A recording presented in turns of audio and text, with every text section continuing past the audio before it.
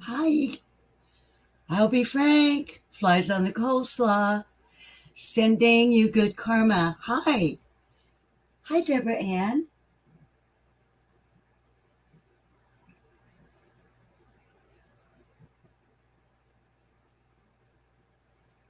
Hi, Carrie. Thank you for coming, honey.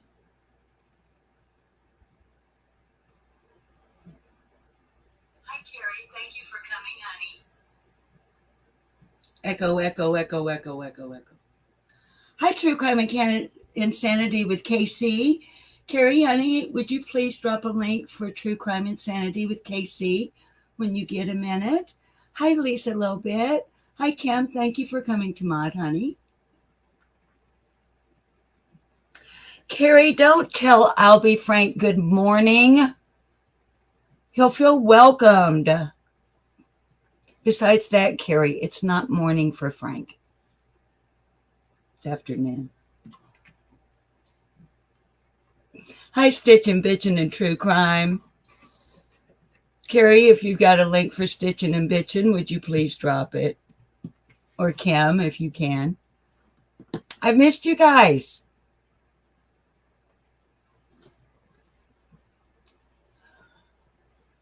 I'll be frank. I'll be frank. I didn't go back in, and I want I'll be frank to be a mod over here. But he was goofing around like he likes to do in another live chat. And I modded like one of his kabillion sock accounts. Thank you, Kim, for welcoming the viewers. Hi, Texas Gal. Thank you, Carrie, for dropping the link for True Crime Insanity with KC. Hi, Jenica. And thank you, Carrie, for dropping the link for Stitchin' Bitchin' and True Crime. Hi, Half Pint. But my headroom's a little bit off. Hi, Sleuth Mom. Sleuth Mom, I'll be frank is in here. And he let me know the other day that it's like I modded not I'll be frank or like some other weird account that he has. So, hi, Patty Ponytail. Patty, I am feeling better. I am. The earache has been gone since like sometime yesterday. You know how those kind of things are where it's like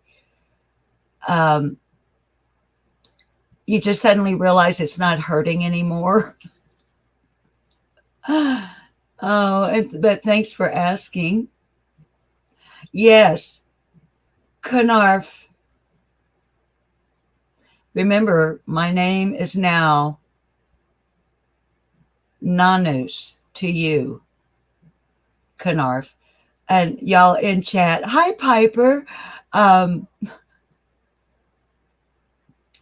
Knarf is Frank backwards, which is rather obvious to most people, but it wasn't to me the first time I saw it, so it had to be explained to me. So my name backwards, Susan backwards, is Nanus. And I'll be frank was thoughtful enough to point out that my name spelled backwards could easily be, well, just spell my name backwards and you'll see. Thank you, sending you good karma. Anyway, I'm a little bit, our music isn't on. We must have our ambient music play.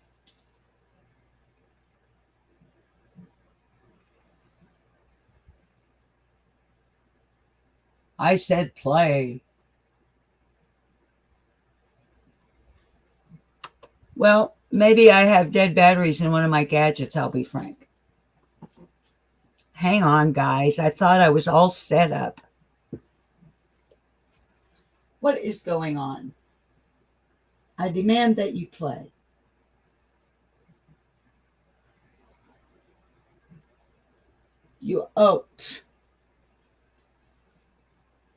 I didn't have the speakers turned on. I'll be right back. I mean, actually, I'm right here, but turn the speakers on. Oh, it's like magic. It was playing all. Okay, well, let me back it up. Let's begin again, Finnegan. There. Now we got some. I'll be frank. Just because I turned my back for a moment, I didn't actually turn my back. I just stepped like 2 steps to the side over here to the other gadgets that I have, including the monitor. I'll be frank, the secret camera that's you don't even know where it is in your house, or it wouldn't be secret. But yeah, and there's a monitor over here where I monitor for Sleuth Mom what you're up to in the basement.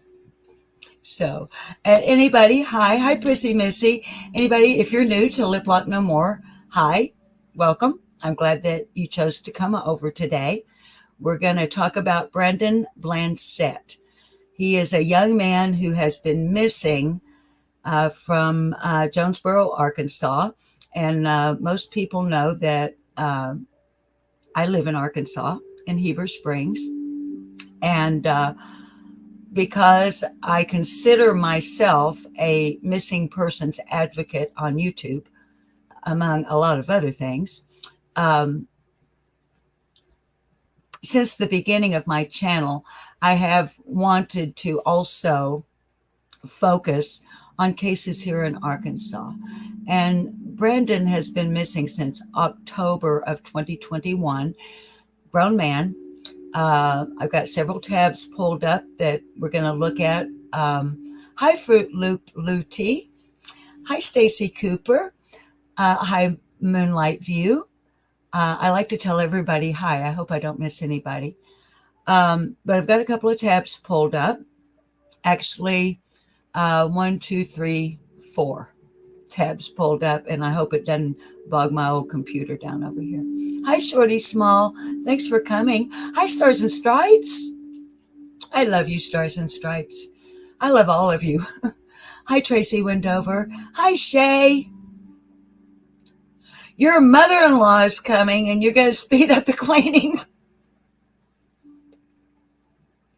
Isn't it funny how a lot of us feel like if the mom-in-law is coming, we got to kind of like, even if we keep a fairly tidy house, it's like, oh, my mother-in-law is coming. I must tidy. Well, baby, you tidy all you want. Hi, Happy Blue. I don't think we're going to be. Hi, DJ Carnes. Hi, Rosebud. I'm glad you're here, honey. I don't have a cold or anything, but I do have just a little bit of a kind of a drippy nose because I did some mowing, and I'm not allergic, but you guys know how it is this time of year. So anyway, as you can see, I do feel better to close that out. I had a little bit of an MS episode because I had a road trip.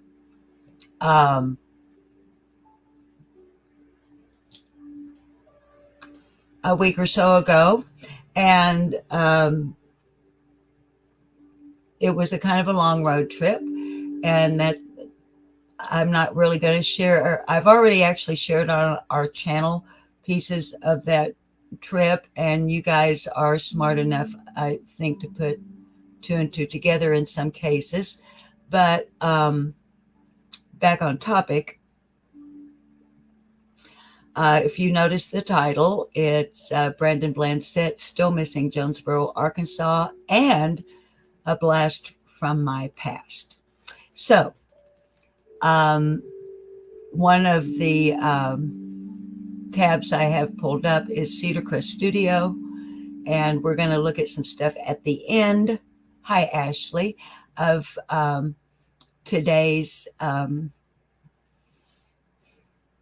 Hi, Strawberry Kisses. Hi, Izzy Rose. I still want to call it broadcast, And that's what I'm comfortable with. I know that on YouTube, that's not what you guys actually call this. But I'm 70 years old.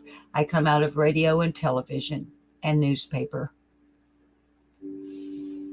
So at the end of today's broadcast, I'm going to just share a little bit of my life from a long time ago,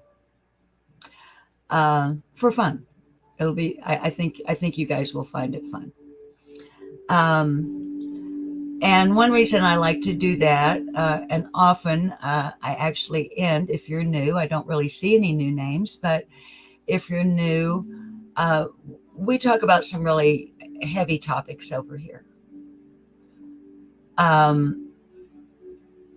Mostly. And I like to leave my audience on as upbeat a note as I possibly can. No pun intended, or maybe pun intended, by either singing you out, or reading my brother's poetry, or playing a musical piece. Now, tomorrow, if I feel like doing a live, you will get my live a cappella version, especially for Flies on the Coleslaw. Her birthday is tomorrow, and last week she asked me if I would sing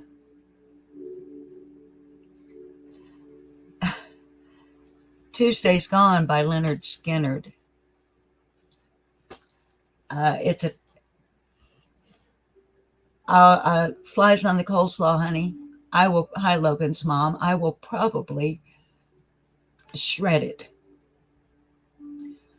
I've never performed it. I've re-listened to it a couple of times and reminded myself of the lyrics. I'll have to have them up on the screen to sing it to you. And Flies on the Coleslaw, baby, I'm sure you know the original album cut from 1973 is like 7 minutes and 10 seconds long because of the guitar solos, etc. So you're going to get tortured with me doing a Susan Brewer, Lip Lock No More, a cappella, which means without accompaniment, shortened version of Tuesday's Gone at the end of tomorrow's broadcast. Hi, Cat's Eye. If I don't, and I anticipate going live to do it,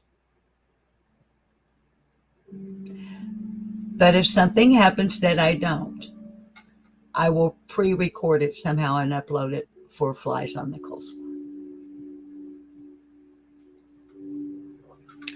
Hi, Tea with Grandma Sherry. Hi, Gigi Dolce.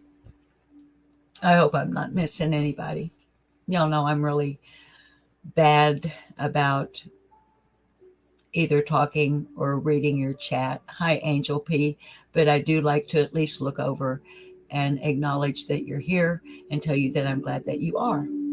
Especially when we're going to talk about a case that most of you have probably not heard of unless you're a regular viewer and have seen a couple of uploads I've done talking about Brandon Blancett. So let's get into that so that I don't keep you forever. Y'all know that my goal is not to find the missing. It is to advocate for them on this public forum that we know as YouTube, to keep their names in the public eye, to try to help raise awareness, and perhaps ultimately, if we're lucky or blessed, depending on where your heart and your mind comes from, I come from both. Maybe once in a great while, like in the Petito case, when Red, White, and Bethune of YouTube just happened upon her van, maybe one of us, if not a creator, a viewer, will be able to help law enforcement with a credible, reliable tip, not rumors and gossip and BS from social media. I did speak this morning with the public information officer of the Jonesboro, Arkansas Police Department.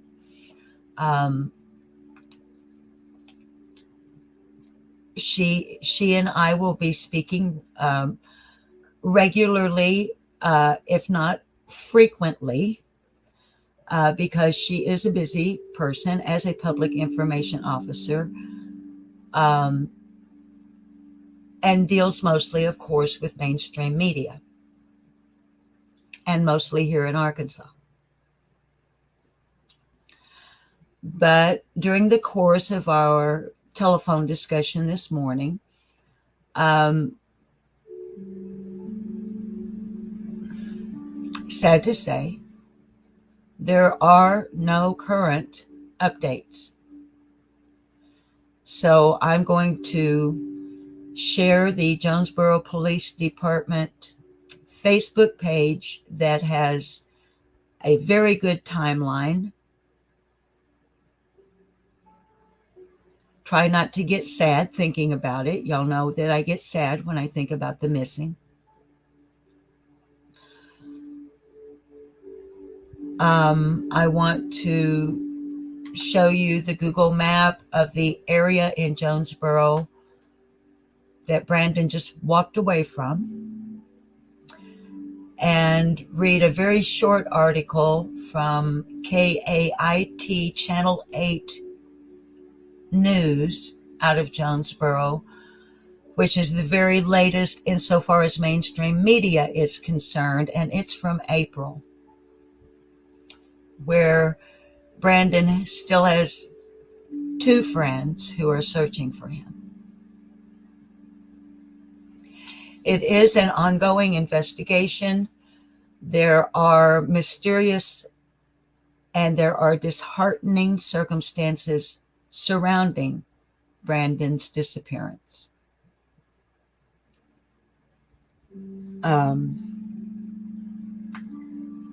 But I was given permission today, June 23rd, 2022, a couple of hours ago, by the public information officer of the Jonesboro Police Department to tell my viewers and the public there are no new updates, and I can confirm it has been, her quote was, "You may tell your viewers it has been confirmed by the Jonesboro, Arkansas Police Department that Brandon Blancett is still missing." They're very professional at the Jonesboro Police Department, and I really appreciate. I told her I wouldn't use her name. In future, I may. I mean, it's no big secret. Hi, Flame Lily. It's good to see you. All the way from Africa. Oh, it's always good to see you. So that's the only quote I can give you. So what I'm going to attempt to do is share with you a few pieces and let you know who Brandon Blancett is.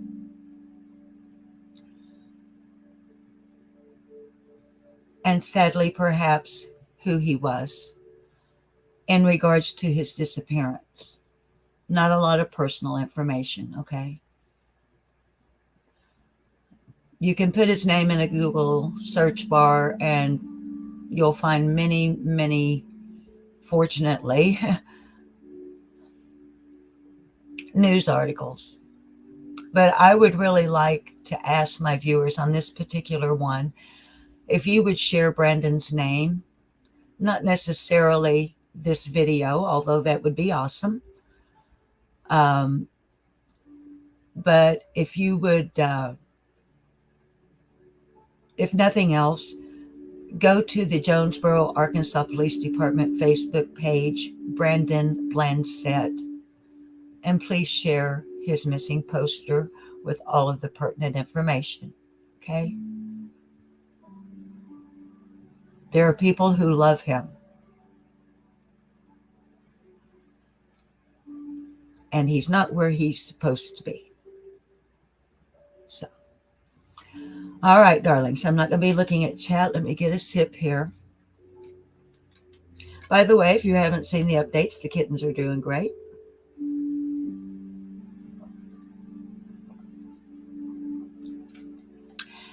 And Gracie, her baby son Patrick, is back from working in another state, like on a pipeline or something. I'm not sure. I'm pretty sure it was a pipeline. And we've been texting, and Patrick's a grown man now, but Gracie having been my best friend. If any of yours who don't know, Gracie passed away a number of weeks ago from a brain aneurysm, quite unexpectedly. Anyway, Gracie was a cat rescuer too, and she had an entire room dedicated to such. And so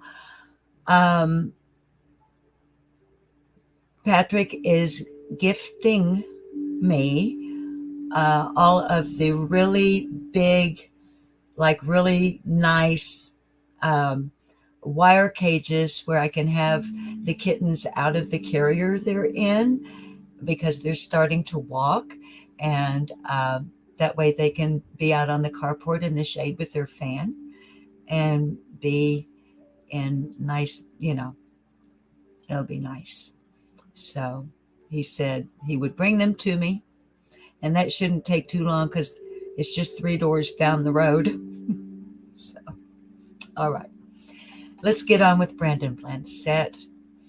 And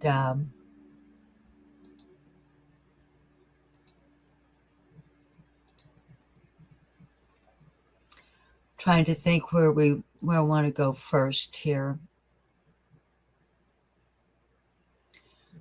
Let's go to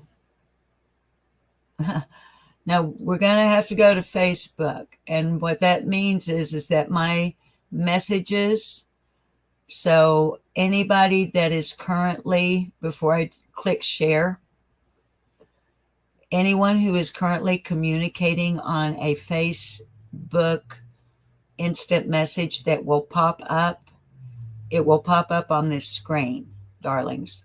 Just know that. Okay. All right. And I don't know how to make it not do that.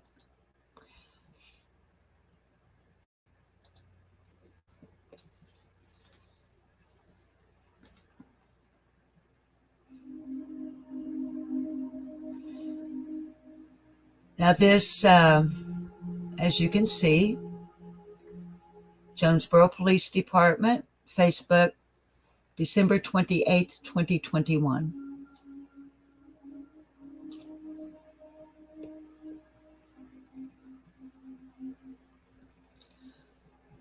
And if you will allow me to, I'm going to read it to you.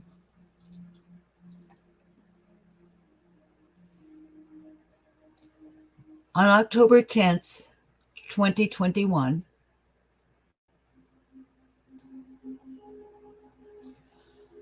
Brandon Blancett was seen walking away from a home on Wildwood Point and has not been seen or heard from since.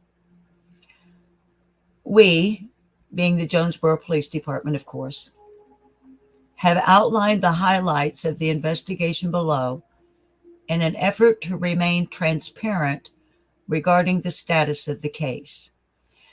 These highlights are in no way an exhaustive list, as JPD officers and detectives continue to wait for search warrants.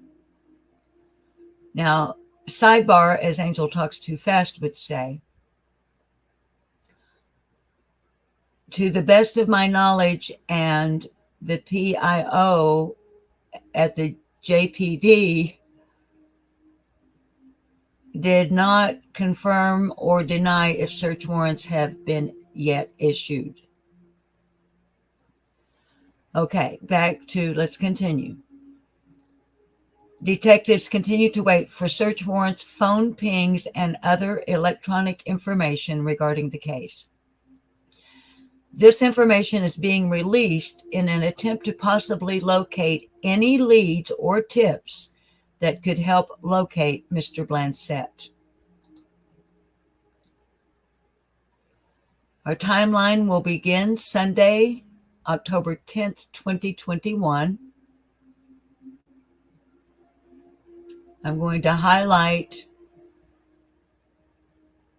through the 15th and then we'll scroll. Sunday, 10/10/21. Blancett was at girlfriend's house on Wildwood when they got into an argument and he left in his vehicle. Sunday, 10/10/21. Blancett showed up to a home in Sage Meadows around 4:40 p.m., quote, heavily intoxicated, close quote. He was, quote, belligerent, preaching and speaking biblically, close quote, according to witnesses, plural, witnesses. Sunday, 10/10/21. Blancett came back to the home on Wildwood around 8 p.m., acting similar to the description above. 4:40 p.m., belligerent, preaching, speaking biblically in his vehicle, returns to Wildwood around 8 p.m., continuing with the above behavior. Witness, singular, okay, witness advised that, quote, has history of drug abuse and is possibly on CS, close quote. I'm going to have to Google that unless someone, I've read this before and I meant to look this up for us and I didn't. I apologize for that. If one of the mods could possibly Google what is capital C / capital S. Is that a drug? Let's continue on with the timeline, and I'll try to stop doing sidebars. I'm sorry. All right. Blancett ended up leaving walking. This is why I emphasize. I just said try to minimize the sidebars. I'm sorry. That's why in the very first timeline piece, I emphasized in his vehicle because I knew this was coming. Walking, okay? Walking northbound away from the residence. And this is the last time he was seen.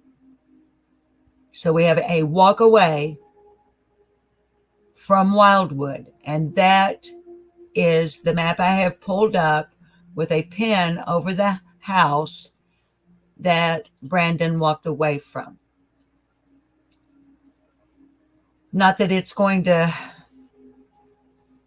do anything, maybe, but just kind of help flesh out the situation, the geographical situation, if that's a proper phrase to use. If not, I just made it up, so we're going to use it. And it is completely different from any map I have ever pulled up for us before, because it most definitely is not rural. Okay, let's get back to the timeline. All right. Thursday, 10/14/21. Girlfriend contacted police to report missing person. Sidebar. 4 days.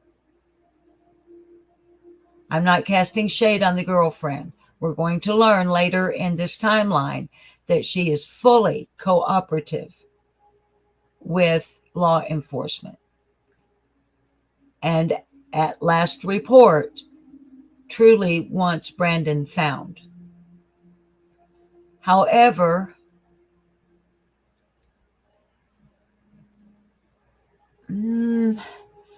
It's an ongoing investigation, so I don't, speculation needs to be really minimal on this, but I do take note. Let me put it that way. I'm taking note that 4 entire days passed before Brandon's girlfriend contacted police to report missing person.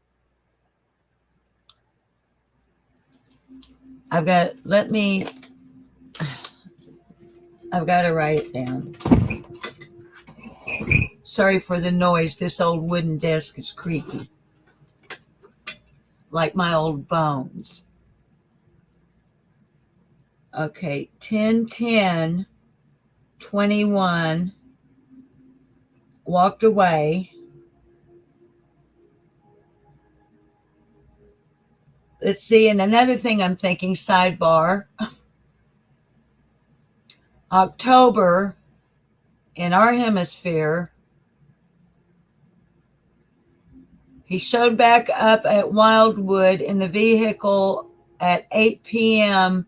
It would have been dark. He walked away in the dark, walking northbound.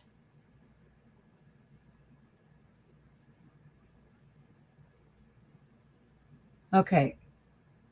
I'm sorry. These are things I need to do while I'm not holding you guys up. I'm so sorry. But if I don't jot it down right now, it'll leave me. Okay. Reported missing. You see, these are the kind of things that the next time I speak with the public information officer for the Jonesboro Police Department, these, I want to ask about that. Can you give me something I can share with the public? Anything that won't hurt the investigation. Why did it take 4 days to report? Okay. Thank y'all for being so patient with me. I always appreciate it. Now,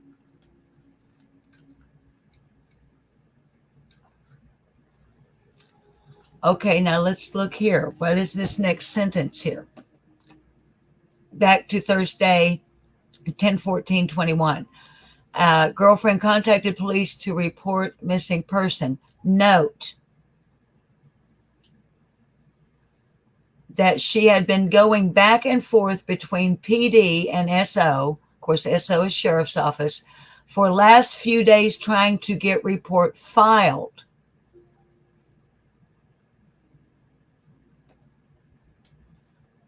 Well, now,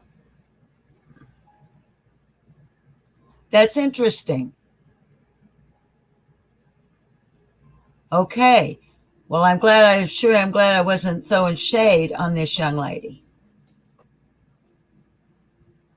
Okay, let's go on. Blancett was entered into the National Crime Information Center, NCIC, as a missing person with NIC number M as in Mary 186499093. Thursday, 10/14/21, welfare check done at an address on Belt Street, Blancett not located. Okay. Let me scroll up here a little bit. All right, now we're going to get Friday, October 15th, 2021. And I'm just going to go ahead and highlight down through the 26th. And I'm telling you, if anybody from Jonesboro Police Department happens to see this, gee willikers, I wish that every case that I focus on, that the law enforcement were this transparent and responsible. Thank you, Jonesboro, Arkansas Police Department, for this timeline. Thank you so much.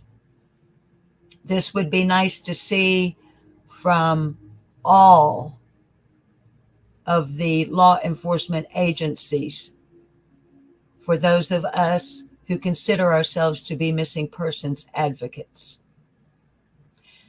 It's highly beneficial, highly beneficial to not only the channel holder, but to our viewing audience and our subscribers as well. And thank you. All right. Friday, 10/15/21. Girlfriend contacted police to add more info to the report. Monday, 10/18/21. Case was assigned to Detective Robinson. Robinson made contact with Blancett's workplace, who advised that he worked for them for approximately 2 days, and they haven't seen him in over a week. Robinson also made contact with a girlfriend who advised she hasn't seen or heard from Blancett since filing the report. She advises that she has been checking Blancett's residence daily, but has seen no sign of him.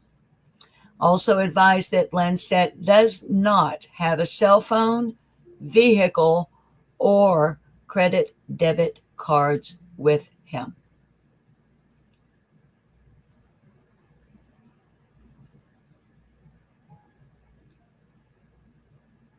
Very concerning.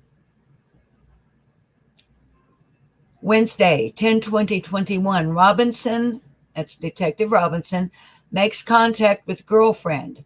She advises that she still hasn't seen or heard from him. So this is 10 days later, after him walking away sometime in the evening of 10/10/21.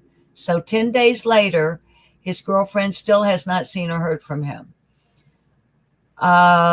Robinson also made contact with local hospitals, shelters, and rehab facilities with no luck. Thursday, 10/21/21. Robinson receives information that this has happened in the past. February 2020. And Blancett was located by a friend. Robinson also looks into rumors that Blancett is on a float trip / hunting trip. Rumors are found to be false.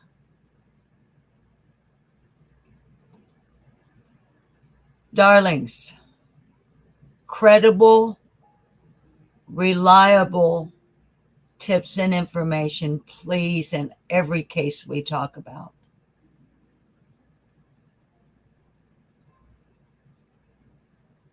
Okay. I'm not going to get on a soapbox. I'm sorry. Okay. Rumors are found to be false. Also receives information that Blancett may have relapsed the weekend he went missing. Has been addicted to drugs in the past, but was thought to be clean for some time.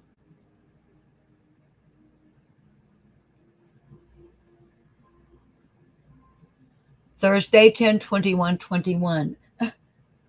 Hey, Dewey. I don't know if you guys can see Dewey. He's the tuxedo kitty. He's one of the old men around here. He's probably wanting on my lap, which I don't think will work out. Let's see. All right. Thursday, 10/21/21. 7 detectives from Jonesboro Police Department searched a large wooded area around Wildwood for several hours. Blancett not located.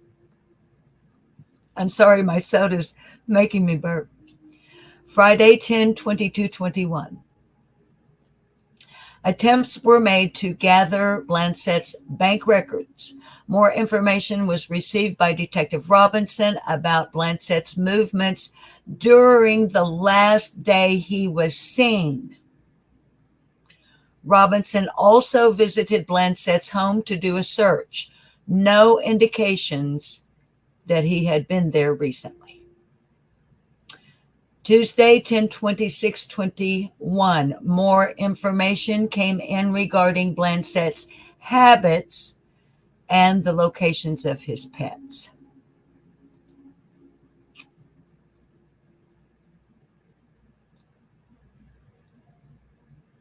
Let me highlight a little bit here down. Let's see. Let's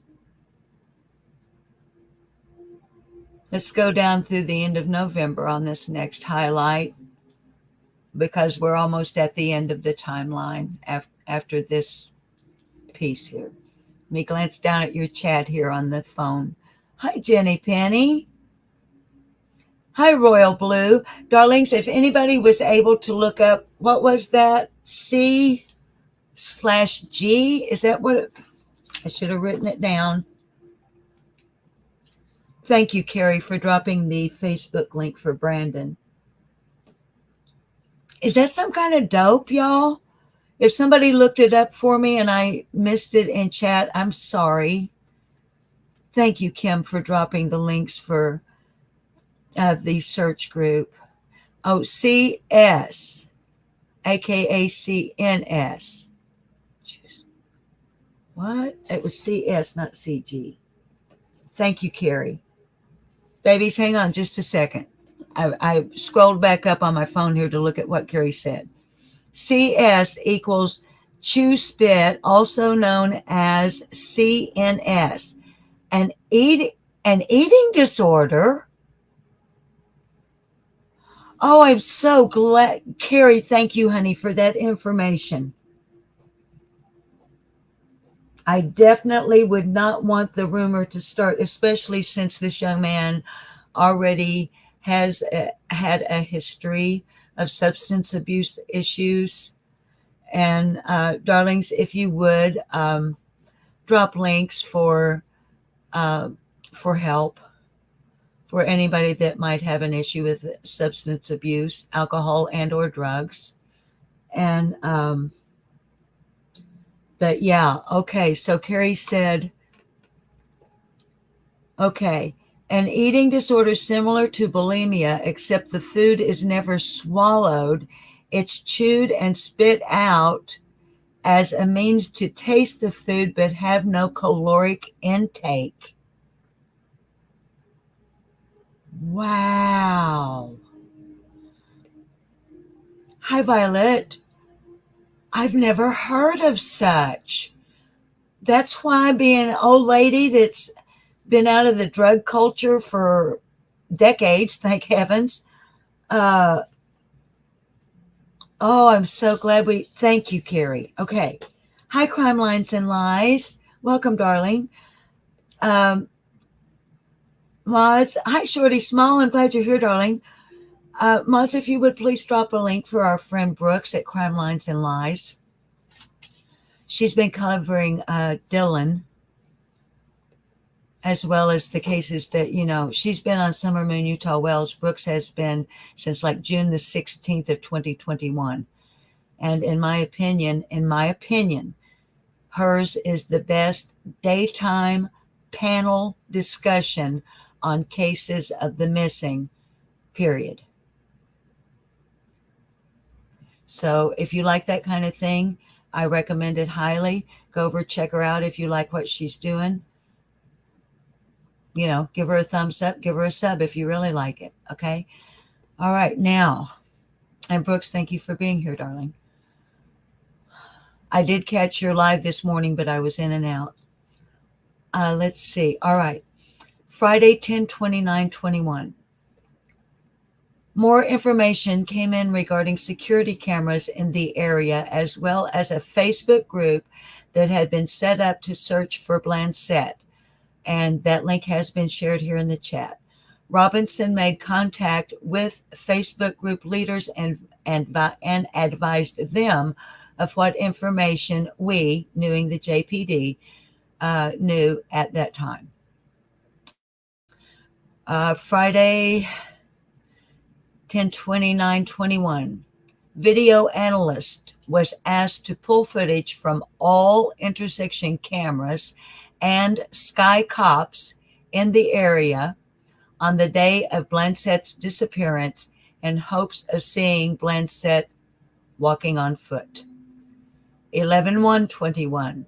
Contact was made with EquiSearch Midwest to organize a formal search. I love EquiSearch. They've been involved, as you guys know, in Summer Moon Utah Wells case, Maya Milete's case. I think they've been involved in Daniel Robinson's case, both of those out west, here in the United States.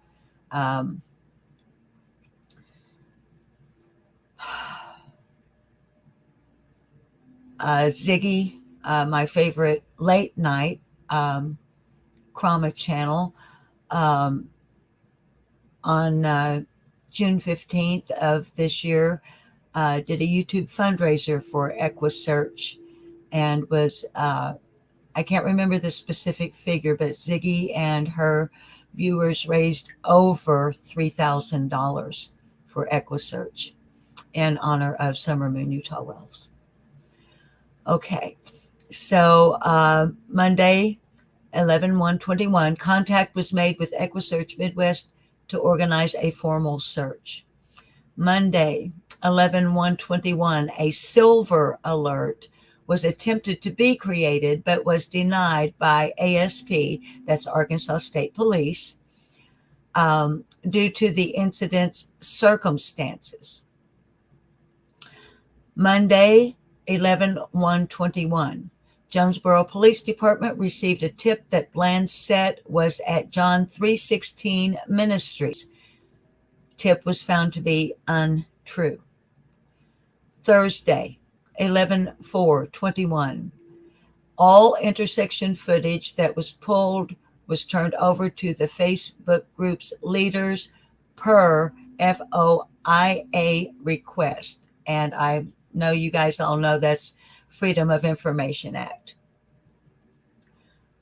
Monday, 11/8/21, contact was made with EquiSearch Midwest, advising that they were scouting out locations to search, and a map was created outlining the locations that had already been searched by both JPD and by civilians.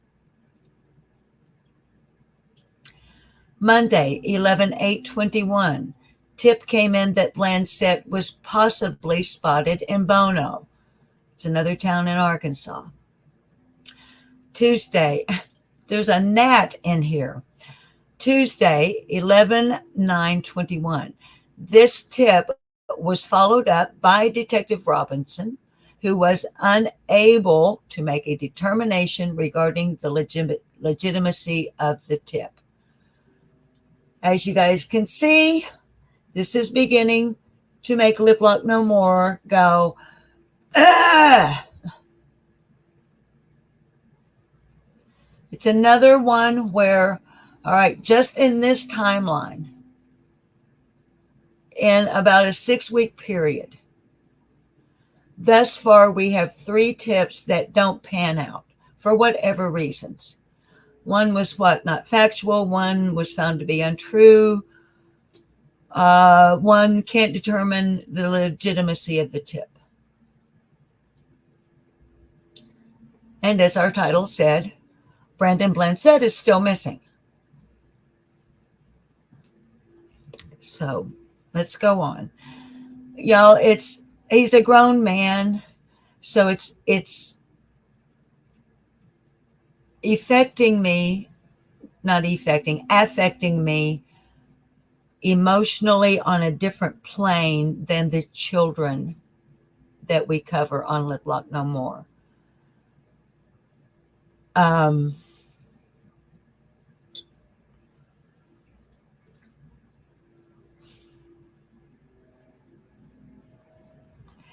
It makes me sad in a different way that this young man just walked away. Just walked away in that state of mind. Okay, let me get on through this and get back to your chat for a few moments. Okay. Monday, 11/15/21, girlfriend came to police department to drop off Blancett's phone and laptop. Both were logged into Jonesboro Police Department evidence storage.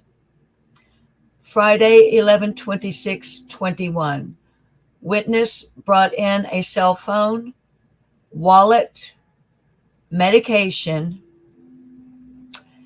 and various other items that were found in Blancett's home. All items were logged into Jonesboro Police Department evidence storage. In our timeline, finally, in December, Wednesday, 12/8/21.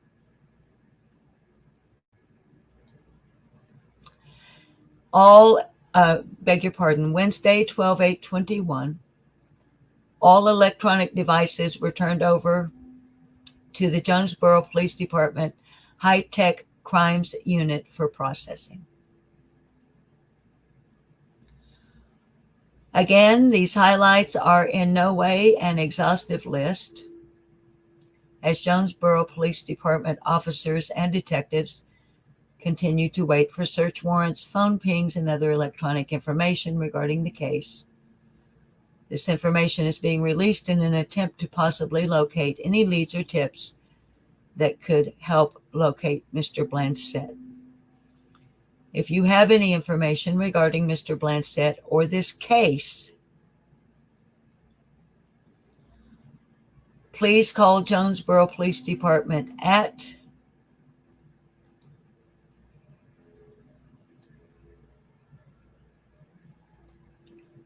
870-935-5657. Now, I can tell you from being one that's in contact with the Jonesboro Police Department that is the desk sergeant's number. So it'll be a desk sergeant unless it's at night. Well, even at night, I think, although I've never called him at night. But that's the number for the desk sergeant.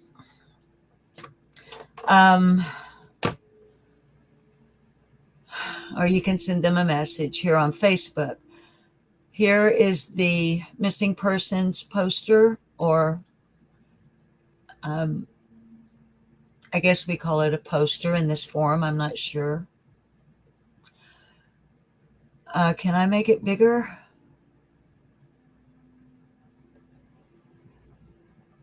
I don't see that I can make it bigger. I don't know how to. Okay, but y'all can go look at it, please, if you would, and share this. This is the most important thing to share. This right here, this information, his picture. Again, if you share the video, it will help boost his name, along, of course, with my channel name in the YouTube algorithms, therefore increasing our chances that someone who knows something might see it. There's not much coverage. I can't honestly say that I'm the only one on YouTube covering Brandon. I haven't looked.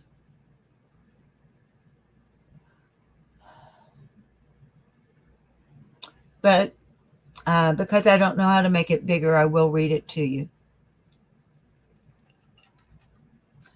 I'm getting sad.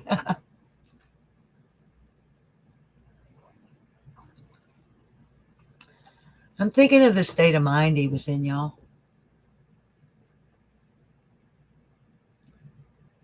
He had been clean, they thought, for some time, and then on that day, maybe a relapse.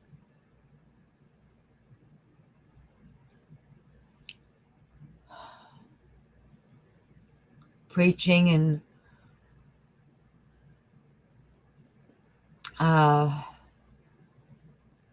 speaking in biblical terms, I think was the phrase they used. So, Jonesboro Police Department, this is their official missing person, Brandon D. Blancett, last seen 10/10 of 2021, white male, blue eyes. They don't have his hair. Yeah, they do. Brown hair. I'm sorry. His beard has a reddish tint to it. So probably his sideburns and his hair may. This is me speculating. Because his beard and mustache and sideburns have a reddish tinge, and it looks like there's some gray maybe in the chin area, just a little streak maybe over on the side of gray, but that could be the lighting. But maybe his hair is a little reddish too. Handsome young man. Blue eyes. He was 34 at the time that he went missing. He weighed 215 pounds and is 6 feet tall. In regards to scars, marks, and tattoos, he has dove and roses on the upper left arm, praying hands on his chest, and as a note at the bottom, they are saying possible red beard. When we scroll on down, you can even see that here I actually made a post. I was trying to see, when was it? Does it tell me when I made a post?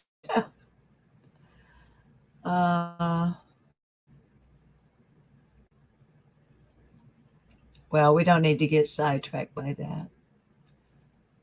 Looks like it was 3 weeks ago. And there are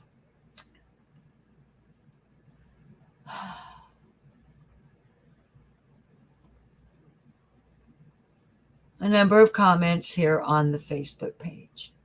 So we won't, let me stop sharing here. So that's the timeline. Yes, Stars and Stripes, he's very handsome.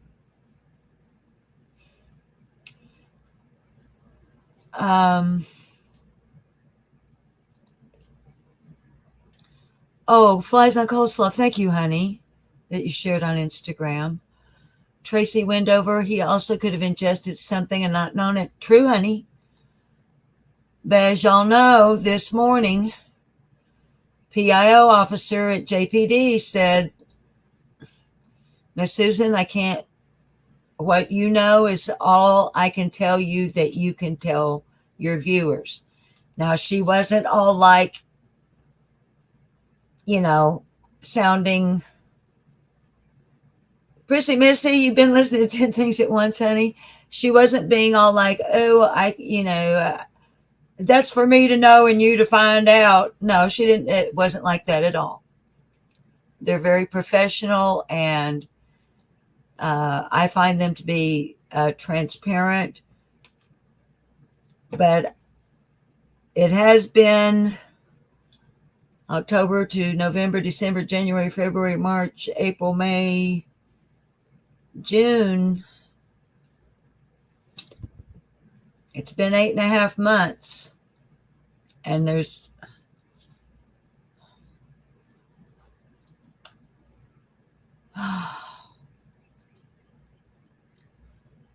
yeah, Prissy, we're always glad you're here, baby.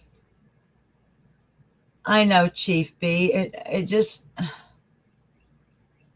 thank you, Carrie, for posting the phone number for JPD.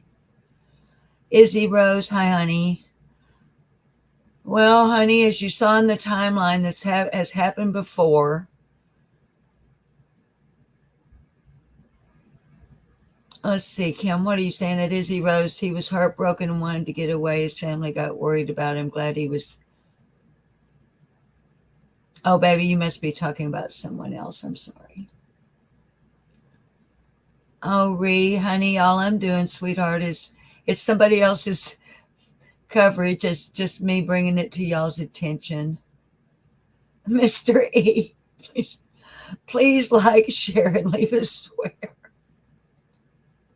Yeah, you guys. Yeah, I believe there are just so many. And, I don't cover very many here. We have other really good channels on YouTube. that are able, they have a little bit different format, and they're able to share information. And some channels, uh, several times a day, will get a new information on, or not new information, we'll get a new missing person. Um, but my way of doing things is a little bit different here on Lip Lock No More. Most of my viewers know that. I tend to become invested in the cases. Yes, Amber, honey, I'm feeling a lot better. Thank you, honey. I'm a little low energy. Y'all can probably tell that, but it's just from the MS episode, and I'm fine. Kim, what are you saying? Oh, you couldn't outfit. I know. Doggone those 200 character limitations in a chat room. Flies on the coleslaw. Maybe he is safe and just had a mental break and doesn't remember who he is. That is one of my prayers for him. Yeah. But as we saw there in the report, this kind of thing has happened with him before, and he was found at somebody's house. It's cutting off the top of my head. It's because I leaned forward. That's a little better. Deborah Ann, it could very well be the loved one of any of us. Always thank you, Deborah Ann. Deborah Ann says she's always happy to share. Yeah, honey, I have never, knock on wood, I have never experienced a missing person in my sphere of existence. I honestly don't know what I would do. I feel like I would lose my mind. But how do we really know until we're actually faced with it? And I pray that myself, on the selfish level, and every one of y'all on a loving level. Oh, I'm sorry, Million Mile Club. I put it up. There's an ant on the wall. And not my Aunt Birdie Faye either. Million Mile Club. Ma, is it possible that he may have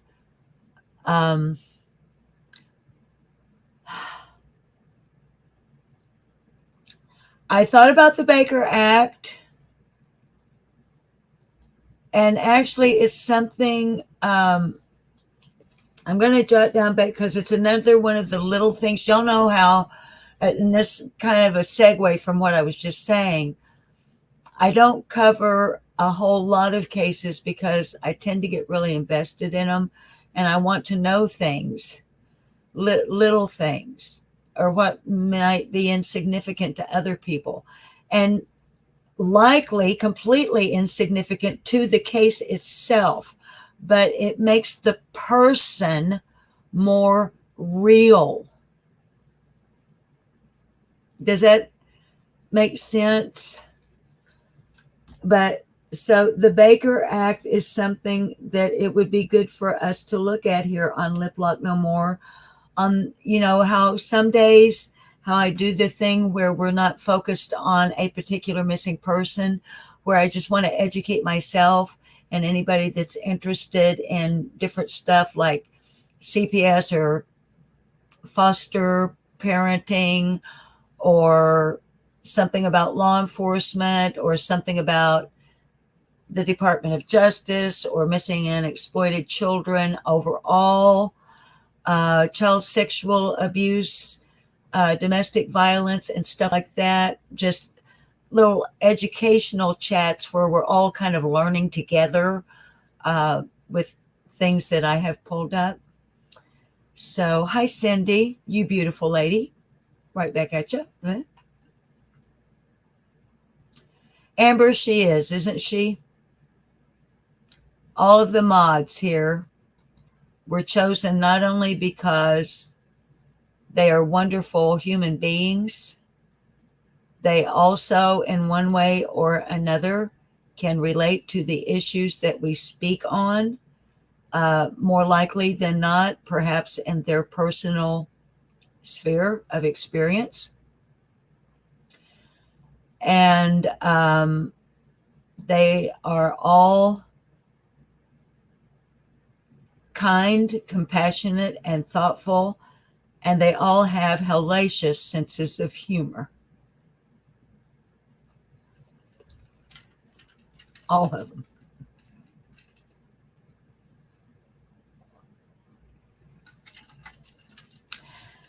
Some we see on the regular, because of the time of day that I might, I'm like the middle of the day, daytime gal for this kind of thing on YouTube. Unless you watch True Crime Daily every Friday, which I do because I love that show a lot. But anyway, so I just wanted to look at your chat and highlight a few of your comments before anybody that wants to hang around. I know we're already at an hour, but I do want to share with you. Let's see, got to click this one first. Let's see, thank you. I don't talk too much about her. I have no news to tell, just prayers for her. Believe, darling, I don't know. I think you're probably, Believe you're related to Oakley Carlson.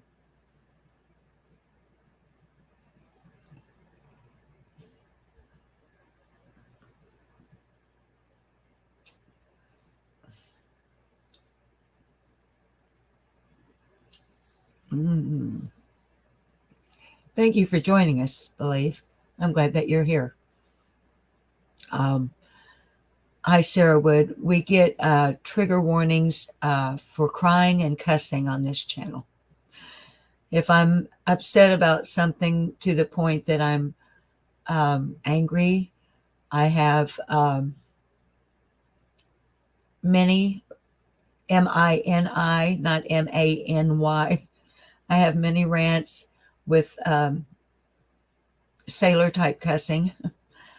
And because of the emotional investment that I feel with those that I speak of, I tend to tear up some.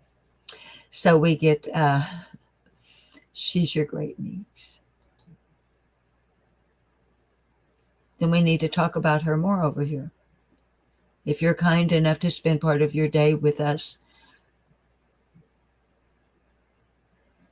then we'll talk about her some more.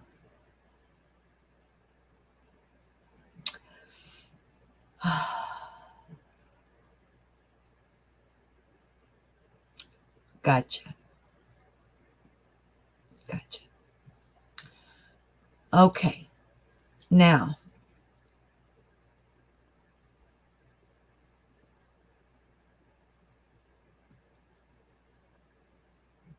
I was just glancing. I'm reading your chat. I'm not ignoring you. I'm reading your chat on StreamYard. Okay. We're going to share just because I'm attempting to learn maps, Google Maps, and how to work them a little bit better to at least give my viewers an idea of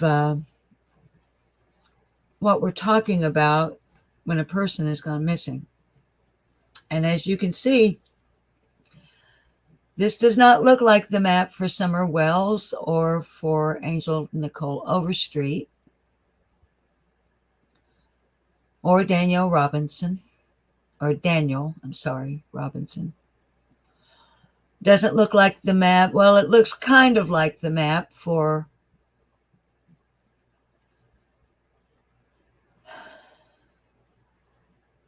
Danielle Hoyle and baby Kennedy Hoyle.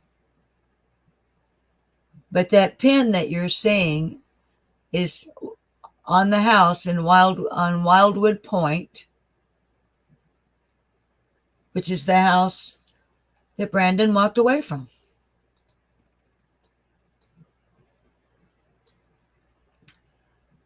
I'm going to zoom in a little bit here. I wanted to start with this broader overview so that you could see We're talking about a major development where, and no offense intended to anyone, please don't take this the wrong way, but where what we used to call bread box or cracker box houses, not meaning they're not nice. I don't mean it like that. But you see how they're all, everything's the same. And I live in a bungalow that was built in 1939. But I'm zooming in. I want to zoom in here a little bit. Just, okay. Oh, wait, I went too far. Sorry. Let me get back out a little bit. I can't get it really exactly. But what I wanted to show you is we're not talking about an area surrounded by woods. I mean, yeah, we got some tree areas. But this is a nice subdivision. I've done the street view. I would try to drive you guys down the street. We'll do that on another live about Brandon, but I get really nervous when I'm screen sharing, and I'm afraid if I try to switch and do the street view, I'll mess something up and click the wrong thing or something.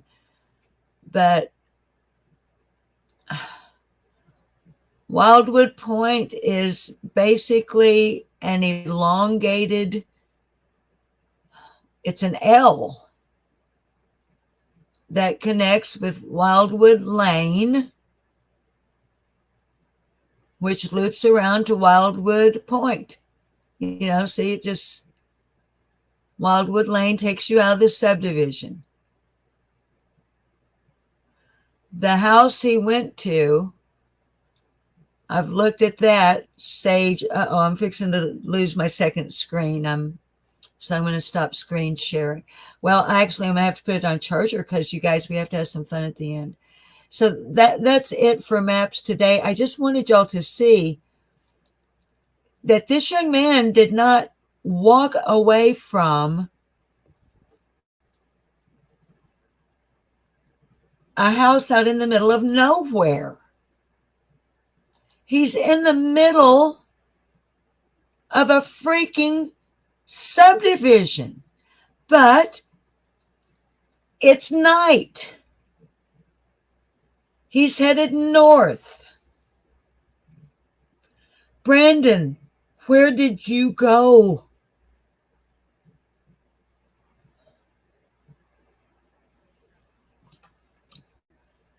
Where did he go? I don't know.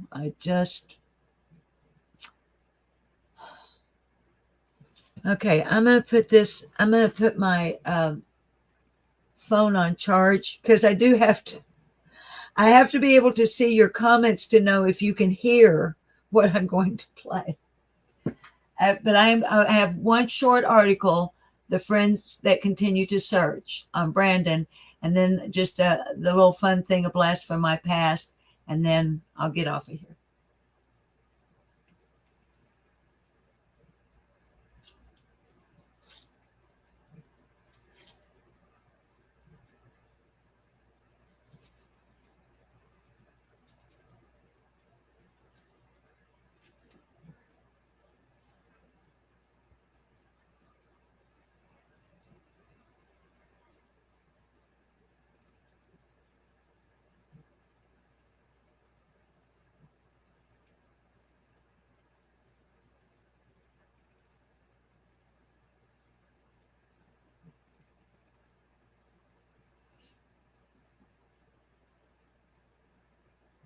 Come on and flip the screen. Thank you. Live chat. Thank you. Y'all, Carrie, I love you. Do the best displays. Hey, our music stopped. Why didn't you tell me our music stopped? Can't I rely on you to tell me the music stopped? For heaven's sake. You know I'm kidding.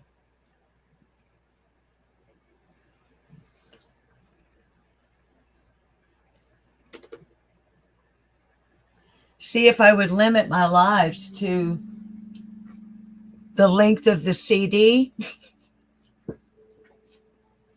We do about 48 minutes. But I want it was important. It was important to me to go over the timeline from law enforcement to lay foundation for future lives on Brandon. Okay, so we're running a little bit longer than we ordinarily do. Okay, Tracy, what, honey? Do you know if they searched any old outbuilding outside of that subdivision? No, honey, I don't. I don't. Let's look and see at this newest article that I found.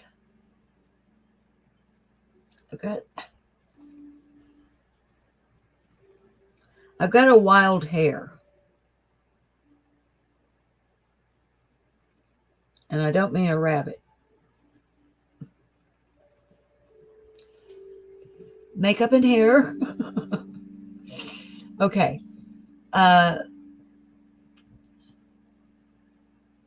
Chief B, see you later, darling, if you have to go.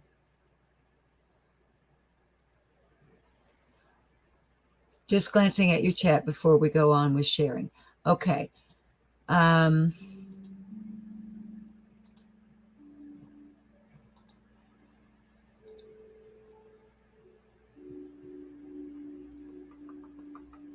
Here we go. Now, as y'all know, I bog down if I try to play audio and video. So I'm going to read you.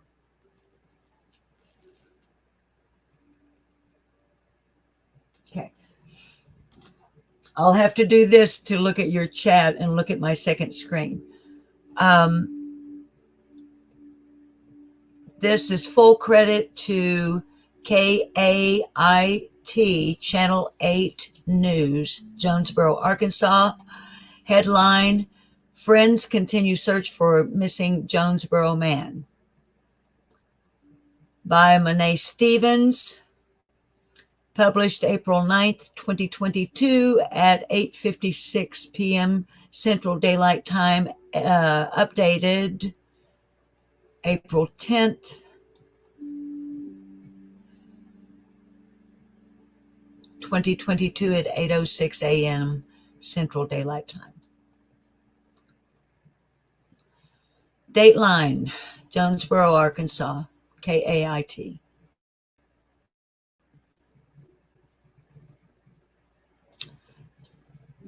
A two-man search party set their sights Saturday as they looked for leads in the disappearance of a missing Jonesboro man. Brandon Blancett was reported missing last October after being seen leaving a home on Wildwood. Cody Anderson and Grant Cox trekked around Prospect Road and Paragould Drive to see if they could find any leads on Blancett's whereabouts.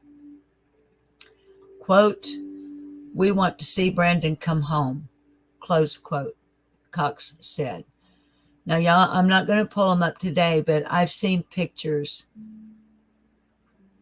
of Brandon with some of his friends during happy times. They look like they're from a wedding because they're in tuxedos.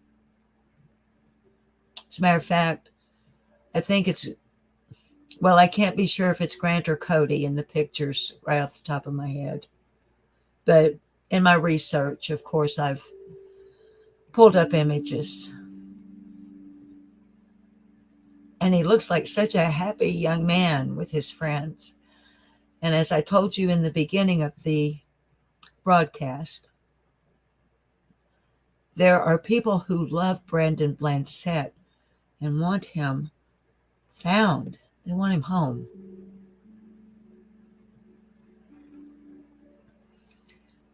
Cody Anderson and Grant Cox are two of those people. So, okay, I'm sorry about the advertisements, y'all know. And you're going to see a lot of stuff from Chewy because I've been, you know how they do you with ads once you look at something, looking for outdoor playpens for the kittens. Okay, let's go on with the article. Cox has known Blancett since they were both in college. He described their relationship as brotherly, even when they were miles apart. Cox was shocked when his longtime friend disappeared. Cox was shocked when his longtime friend disappeared.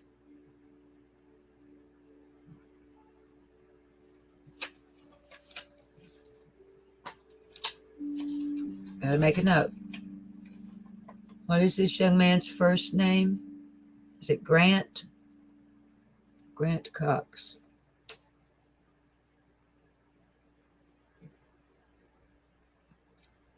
Shocked. To me, that's significant. Brandon is 34 years old. He and Grant have known one another since they were in college. If it was a typical, that means they've known one another for about 13 years. And they have a brotherly relationship even when they're miles apart.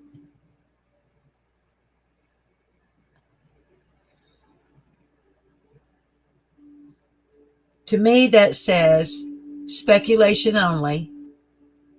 This may have happened once before, but it was certainly not Brandon's habit. Okay, and Cody Anderson.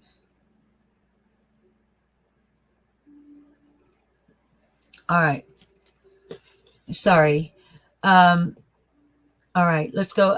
Now he's searching for answers, he being Grant Cox. Quote, whenever I started digging into it, I ended up with a lot of questions, end quote, he said. Grant, if you ever see this, you might notice what my slogan, my motto is. Mostly questions seeking answers. Cox mentioned Blancett's parents are no longer living, and he does not have any other close. Oh no, he has no other close family members, y'all, that would know where he disappeared.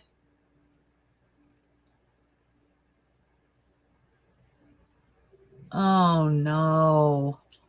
Okay.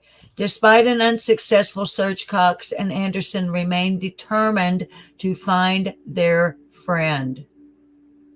I think I need to try to get a hold of Grant Cox and Cody Anderson.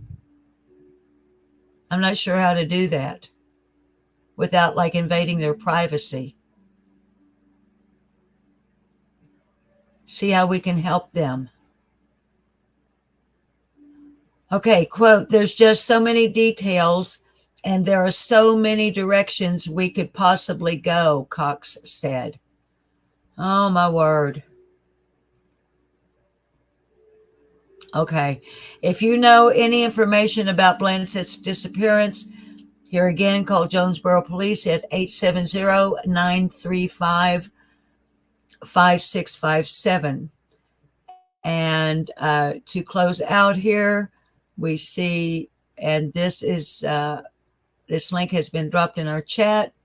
You can join future search efforts by heading over to the Find Brandon Blancett search group on Facebook. And of course, the copyright for this article belongs to KAIT Channel 8. All rights reserved. So, darlings, that is it in regards to Brandon Blancett. Hi, AP. I really wish that I had more than a statement to close this segment with, the one that I more or less opened it with. June 23rd, 2022. Quote, "You may tell your viewing audience that Brandon Blancett has been confirmed still missing by the Jonesboro, Arkansas Police Department." End quote. Public Information Officer. So, I don't know. Anybody that might be interested in, oh no, I'm not very good at finding people.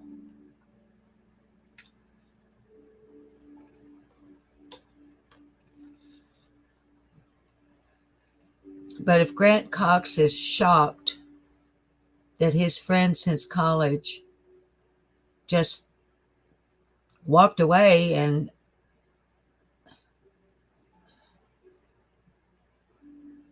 cuss warning, where the hell did he go?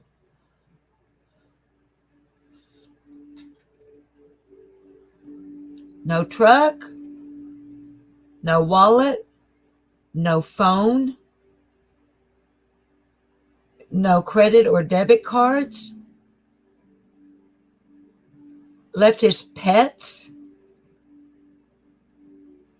didn't have his medication, has a history of drug and alcohol abuse, although thought to have been clean for quite some time, in a highly unstable state of mind at the time of his disappearance on October 10, 2021.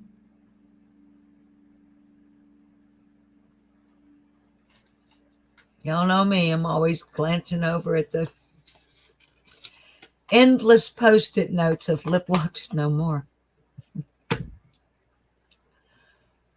So, hey, Brianna. What, honey? You're not interrupting me. What is it? Hey, Mammy, just wanted to pop in for a moment. So sorry to interrupt you, but wanted to let you know there's been a group of us from the area on foot searching on me. Oh!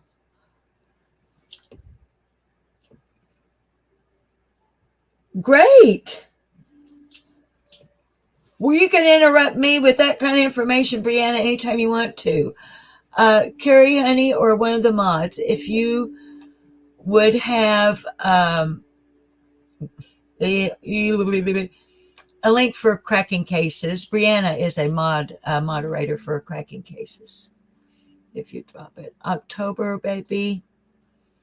I'll have another child. We still have a girl from New Jersey with, oh, October, baby.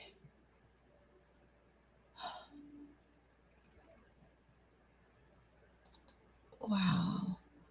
Shorty Small says, at October, I grew up in Oklahoma City. Inside the city was a subdivision called War Acres. October, baby, LF. Whatever you're thanking everybody for, you're welcome. We're glad you're here. Thank you for coming. Hey, Heather Lynn, it's good to see you too, baby doll. Shorty Small is trying to help. October, baby. Deborah Ann is sending us some emojis that show up as little vertical rectangles on her screen. Prissy Missy just organized my post-it note drawer yesterday. LOL, quite an assortment. Prissy, I started out trying to have a different color for each case. Like Clifford Cole and Rex McMurray belong to the Summer Moon Utah Wells case.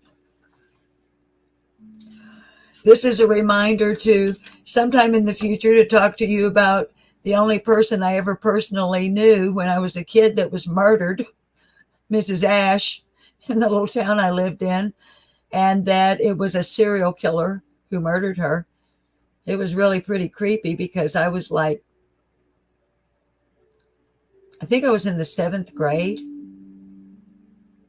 And I knew Mrs. Ash, and her husband was Lonnie, the barber in the little town, gave my oldest son his first haircut.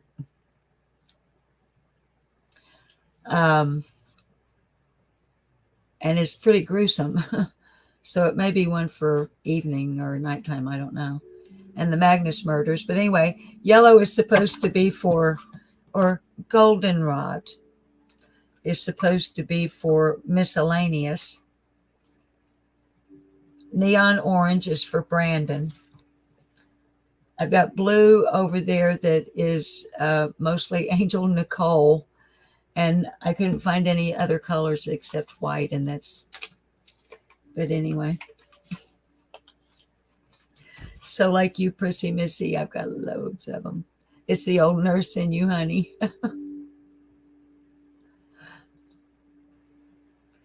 Heather Lynn, what do you have a Post-it box? Well, that's 3 of us so far. Prissy Missy, Heather Lynn, and Lip Lock No More. What,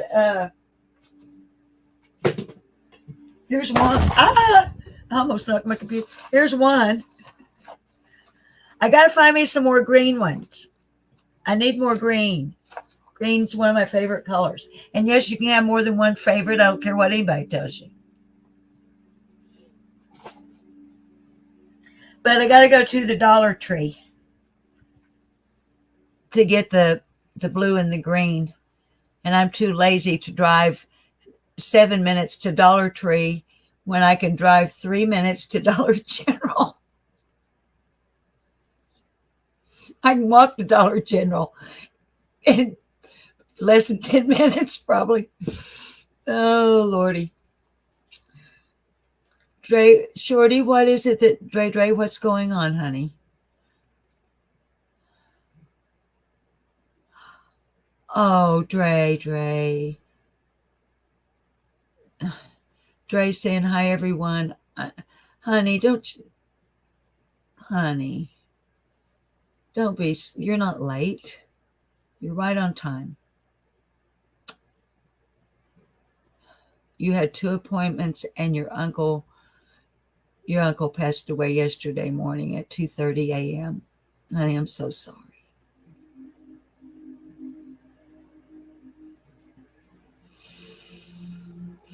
Speaking of cracking cases, Cam and Allie just went live like 1 minute ago, and I mod for them. How can Brianna and I mod for cracking cases when I'm live and she's in our chat?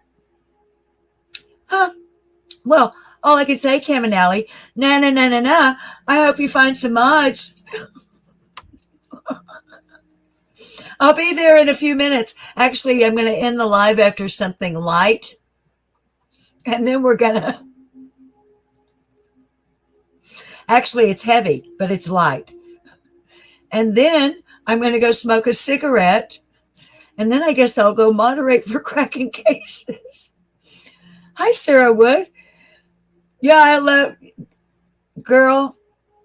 I hope you don't mind. I use a lot of terms of endearment. If you watch Lip Lock No More, you are eventually going to be called a term of endearment. If that offends you, too bad. I'm a great grandma. Live with it or not. Sarah Wood, I was about to call you baby cakes. Dollar General is my favorite store. And our Dollar General, well, we have 2 of them. We're big enough. I live in a big enough town to have 2 Dollar Generals. One on my side of town and one on the other side of town. The other side of town's about 10 minutes away. 12 minutes if you get it at one of the red lights. We got a couple of those. But my Dollar General, right up the road, put in a grocery and produce section like 6 weeks ago. I know. Now I don't even have to go like to a grocery store. And their produce is good. It really is. Like even lettuce is good. So, oh goodness. Yes, Heather Lynn, I know they're live. Okay, just wanted to write. What are you saying? Red dollar and yellow dollar. Here we fancy.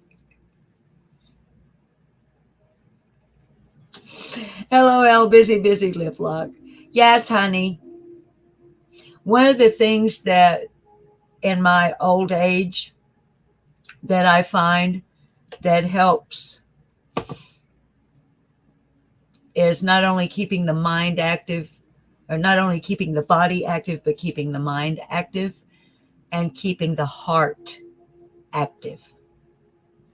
Not letting the slings and arrows of life harden us against others. So the other thing that helps is look what I got from Ziggy. I'm not advertising for her. I haven't opened it yet. It just came in the mail like Saturday, and then I got sick and I wanted to wait until I felt better. But listen what it's supposed to do. Oh my gosh, all it has glycolic foaming cleanser. I don't know what glycolic means. Glycerin? Glycolic? I don't know. It sounds kind of scary. And it has alpha grapefruit cleansing lotion. So we have foaming cleanser and we have cleansing lotion. I am going to have such a clean face. Then we have, okay, oh, that cleanse, okay, then tone. Then why don't they call it toning lotion, not cleansing lotion? It's a toner, not a cleanser. Then we have brightener. So the next time you guys see me, I may be glowing. I don't know. Then we have perfect. Oh, I'm sorry. Perfect.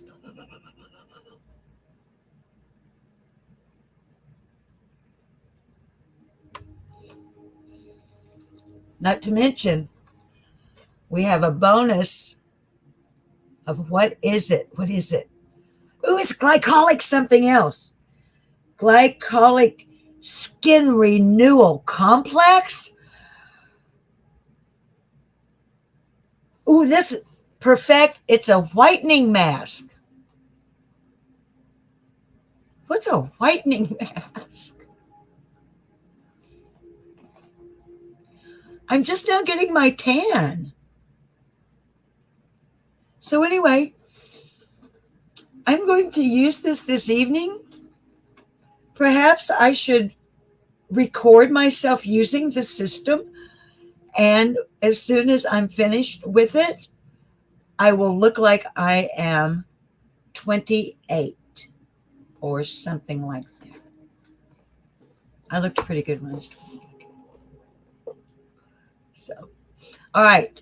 Now listen, for today's music, and then to get out of here, because now Josh is live on the lab. I don't know who these guys think they are coming up in my... I like to go on in the middle of the day. They're supposed to be on at night. Y'all know I'm kidding. But when people I sub and I watch on the regular go live and I'm live, it like makes me want to just shut my live down so I can go watch them. So I can go see what Josh has got to say, and I can go see what Kim and Ellie have to say. But we, yes, AP is sending prayers. I know that's a weird segue to go from being goofy and laughing. But prayers for all the hurting today. Prayers for all the hurting. So for today's musical interlude, well, actually, we're going to have two lighthearted things and then say goodbye. One of the lighthearted things I said is heavy. Well, why would I say that? Well, because hi, Carlos. I've told you guys, by the way, guys, this Carlos is a good Carlos, not the troll Carlos. So mods know that, but I wanted to make sure viewers know that. I've talked to you and shared with you bits and pieces of my past, and will continue to do so as long as I am alive and choose to be on YouTube. And part of that past is in the 1980s, obviously, since I was born way before the 1980s. And that was my time at Cedar Crest Studio as co-owner and operator with my now deceased husband, Bob Ketchum.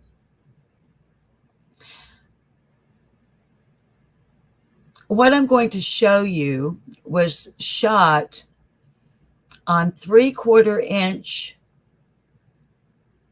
magnetic tape in 1983 in Memphis, Tennessee.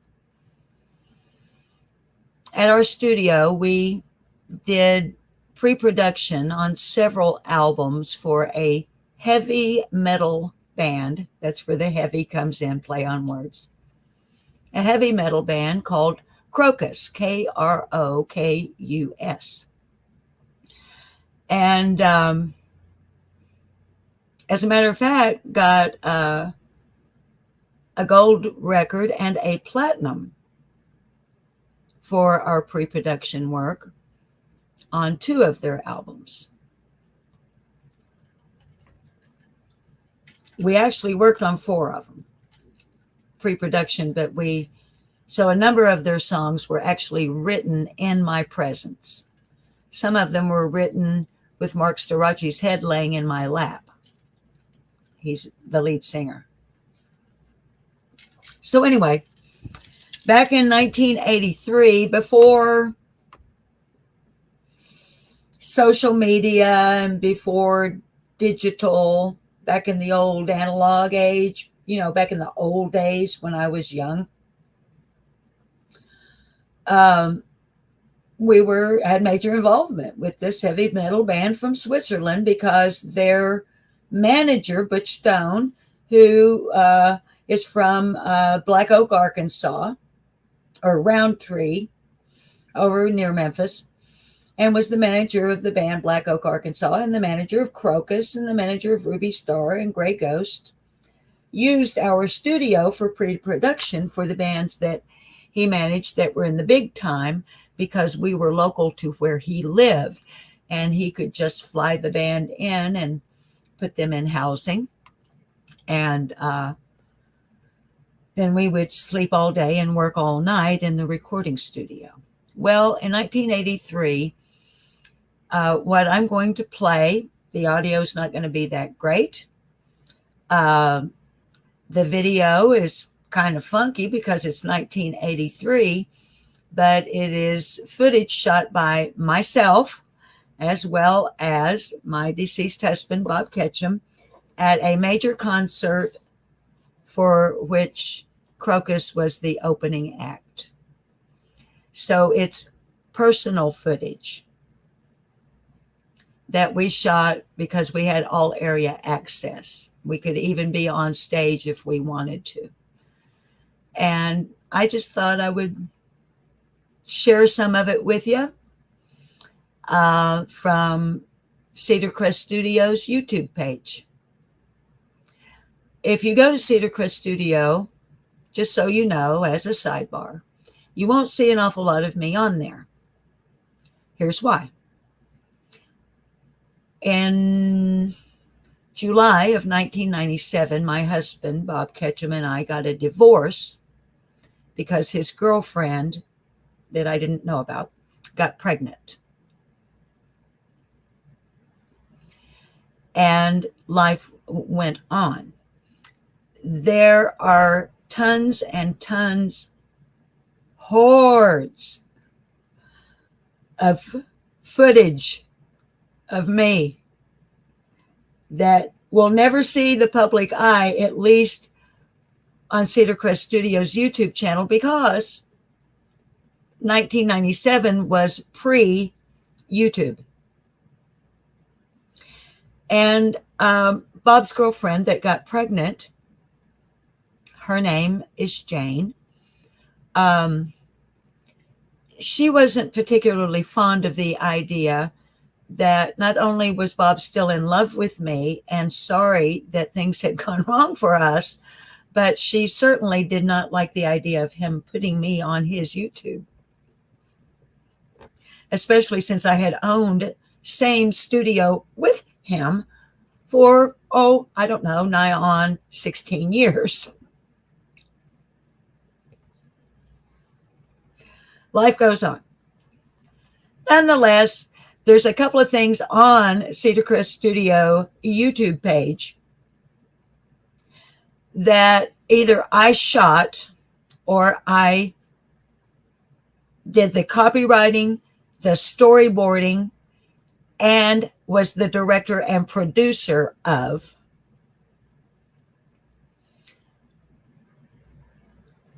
And there's a couple of pieces on there where you actually can catch a glimpse of me. So I'm going to pull up 1983. And for this, I have to turn my speakers on because you guys listen to it through. Now, like I said, the audio is not going to knock your socks off.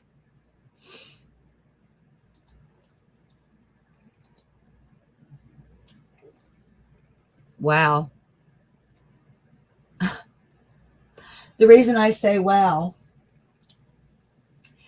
is because that view across the very top of this YouTube channel, that was the view out my office window. That's Lake Norfolk. Wow. Yep, my desk sat looking out that and okay, that's not why we're here. We're not here for that kind of walk down memory lane. Now, for 1 minute and 59 seconds, I do want to share with you, and I've never tried to do this way, so I'm hoping what I'm doing works. It's going to works. I've told y'all before that I'm almost single-handedly responsible for the fact that you have to wear a seatbelt in the state of Arkansas. I wrote, directed, and produced every single public service announcement that ran on every single television and radio station in our state and surrounding areas to promote and convince the voting public that it would be a good idea. I'm very proud of that. Because in a way, one could say that my writing has potentially saved hundreds of lives. And I'm very, very proud of that. I did that in conjunction with the Arkansas State Police, where some very good friends of mine were officers. We did some fun things too. And this is a 1 minute and 59 second humorous. Looks like my deceased husband posted this on Cedar Crest Studios YouTube page 10 years ago. I would have written this commercial sometime in the late 1980s or early 1990s. It was produced completely in analog, pre-digital era. And let me see.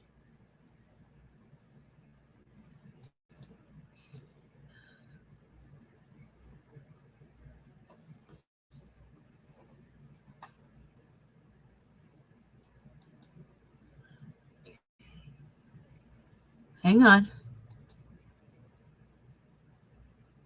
Okay. If you're wearing earbuds or headphones, please be wary. I'm not sure how loud the volume is going to be when I hit play.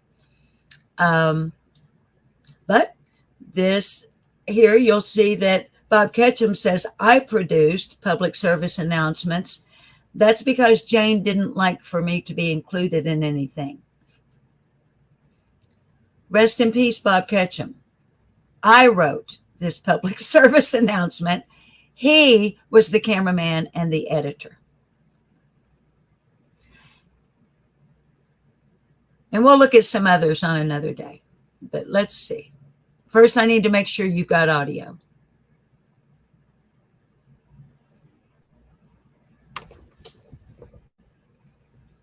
Hang on.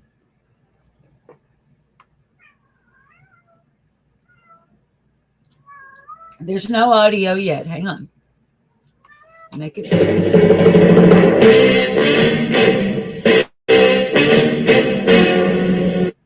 Okay, can you guys hear that? Yeah, rest in peace, Bob Ketchum. He was a great guy. He really was. Okay, so what we're going to look at, and the man in the mirror is a really good friend of mine too. Okay, we got audio. So this, I keep looking over there because I'm looking at your chat. I need to look here because that's where the webcam is. This is a public service announcement I wrote, and it was produced in a humorous form entitled Arkansas State Police Speeding Excuses. May I see your driver's license? And let me back it up to the very beginning.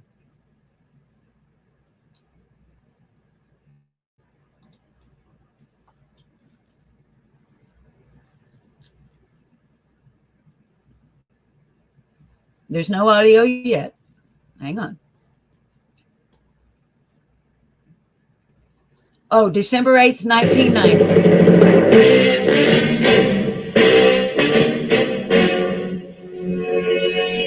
May I see your driver's license, please? I've stopped you because you were exceeding the speed limit. Speeding? Well, officer, I was lighting my cigar and B came in, tried to stomp on him, but that must have hit the gas. Sorry.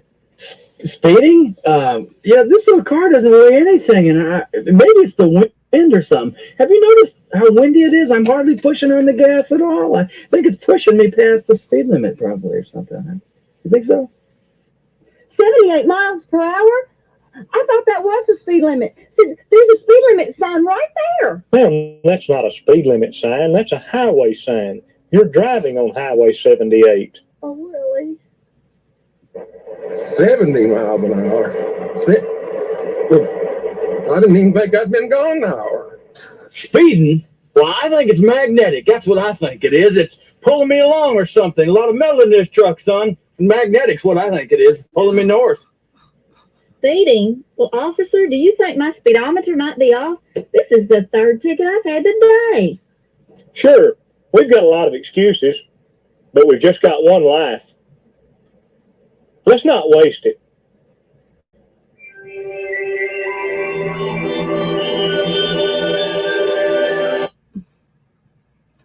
So that's one thing.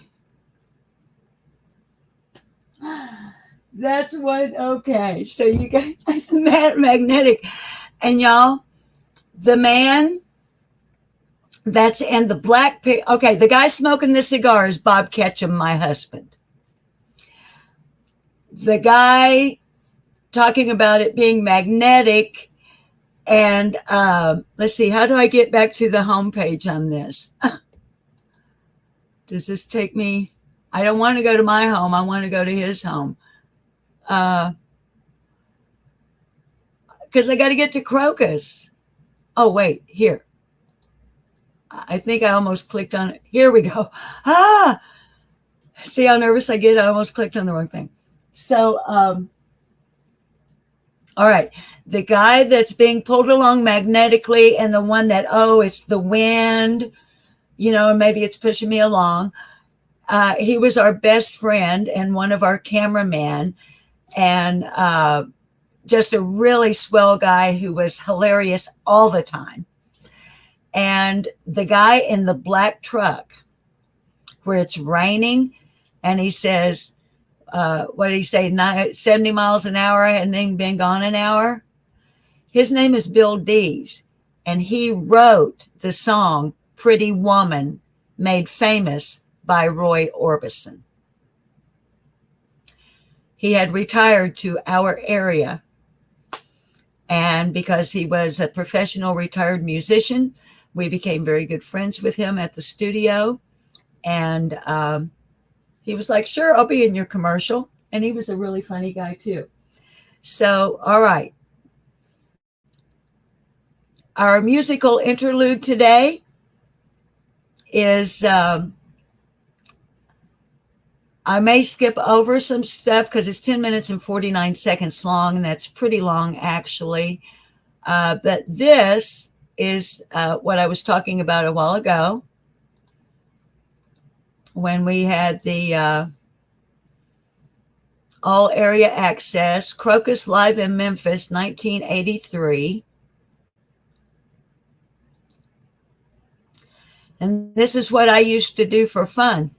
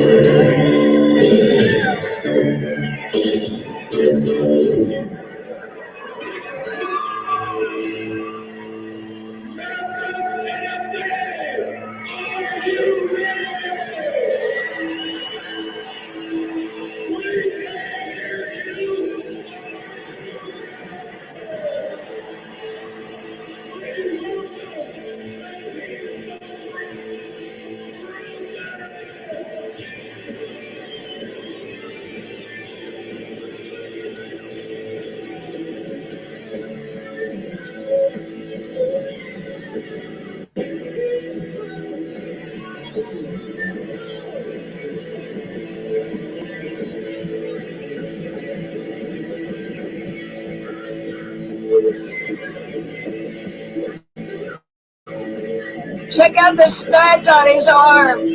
That's Mark Starachi. My job was to make his Earl Grey tea.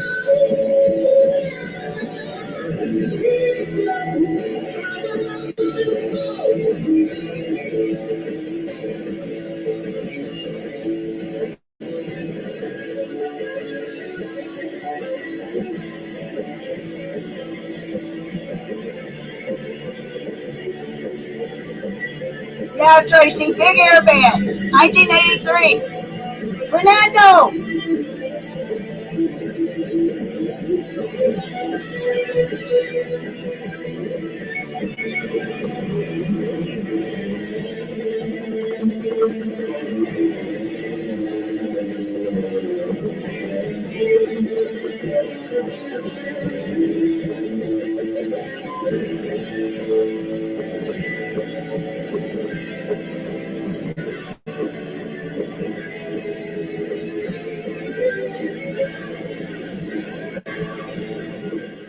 I'm the cameraman.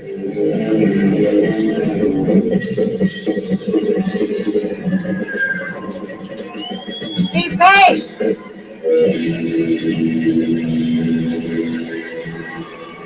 Is Memphis the rock capital of the USA?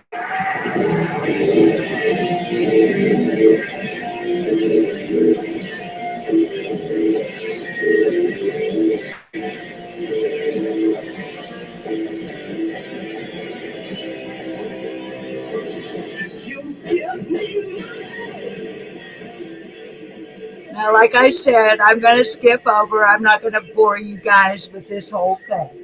Okay? But I wanted you to see what I used to do as part of making a living for myself.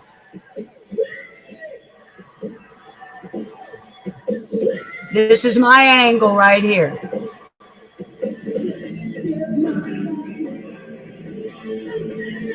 This is my angle. Okay?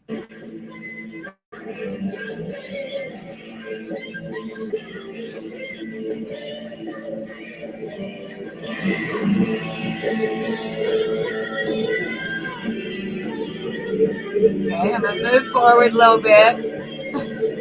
Wait, chorus is coming though. Ate the ranch, ate the ranch.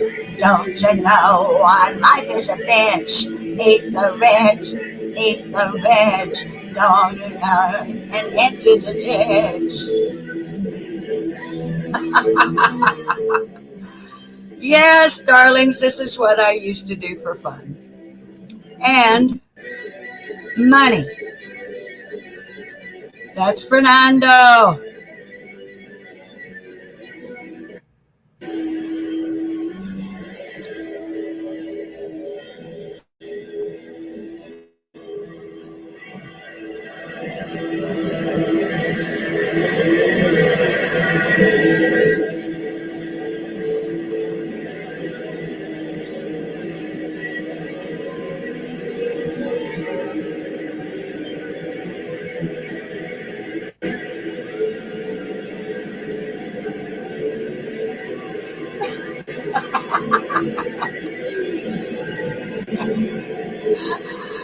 I can't believe this is 40 years ago, y'all.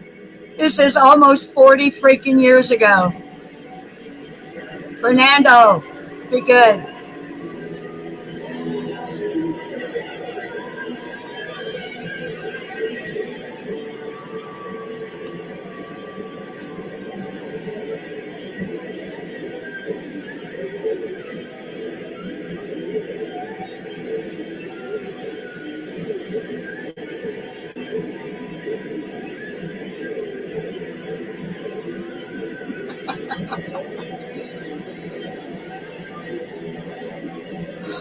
Here comes the henchman.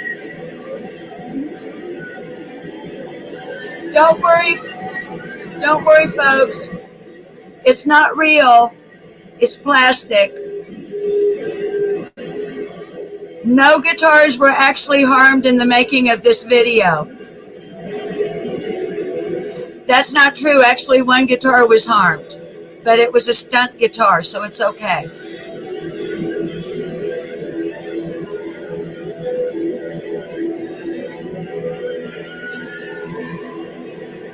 And as I mentioned before I started playing it, this is our personal footage.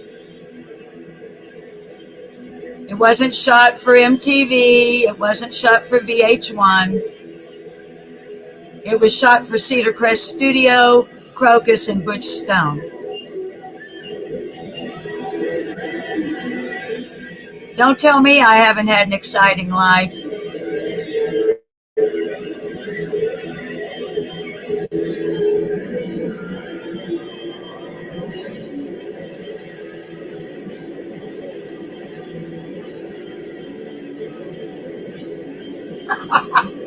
Okay? So I think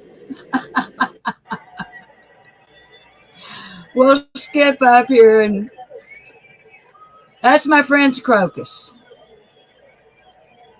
in concert in Memphis, Tennessee in 1983.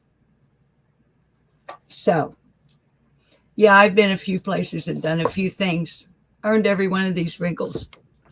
Thank you, Carrie.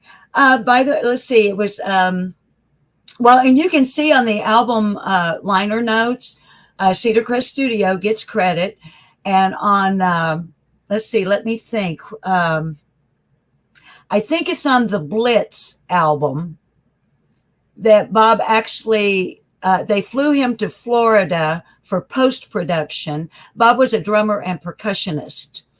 And the record company flew him to Florida for post-production, and he did the percussion, not the drums. He did the percussion on several of the songs on the Blitz. And then, of course, we got the gold record and the platinum for pre-production on Headhunter. We did pre-production on the Eat the Rich album, but I don't think no, we didn't get gold or platinum for that. And then we got gold and platinum for the Blitz. for pre-production. And Mark, the lead singer, is actually from the Isle of Malta. But the rest of the guys were from Switzerland. And they were really cool. Fernando, the lead guitarist, the guy in the striped spandex pants, taking the axe and whacking his guitar. He was a teacher of English composition, high school level. All these guys had professional careers. And yeah, Deborah Ann, I like to think it's cool. So, whoa, had long stock ho boom. I had Yo's album, LO. You had our albums? Hey, there's another record you guys might have had. Wasted Days and Wasted Nights, Freddie Fender. My husband, Bob Ketchum, was the studio drummer. Not the tour drummer. But if you have the record, the recording of Wasted Days and Wasted Nights, you're listening to my husband, Bob, play the drums. And he got a gold record for that. So, Carrie, you are always so on top of it. All right, darlings, we are over 2 hours, which is, hi, Miss Pumbaa, way lot longer than usually I like to go, but I hadn't seen you in several days, and there was those several things I wanted to share. And so I would just say, wasted days and wasted nights. I'm not going to sing. You've already had your musical interlude. Eat the rich, eat the rich, the rich. Don't you know life is a bitch? Eat the rich, eat the rich, the rich. Out of your castle and into the ditch. Out of your castle and into the ditch. And tomorrow, the most horrible version you will ever hear of Tuesday's Gone by Leonard Skinner for Flies on the Coleslaw's birthday. All right. You guys all know what I'm about to say. I would tell you to behave yourselves, but why would I? Because we all know you're not going to do it. So I just assume that you have fun, but be safe.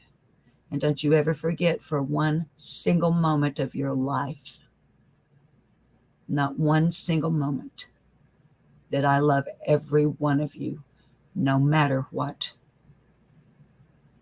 I'm going to throw this one in. I'm going to go watch Cracking Cases. So I'll see you on the flip-flop, whether you like it or not.